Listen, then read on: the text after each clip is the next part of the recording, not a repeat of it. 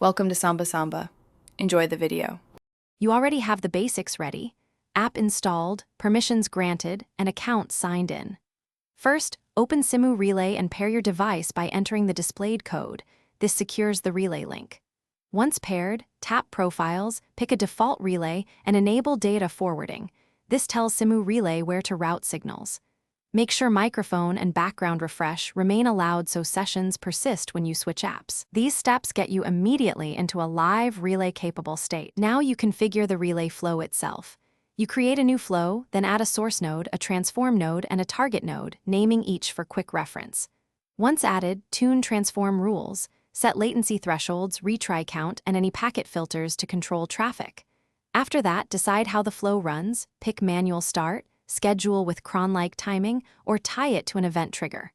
Once configured, validate the flow with a dry run to confirm rules apply as intended. You're ready to run and observe the relay.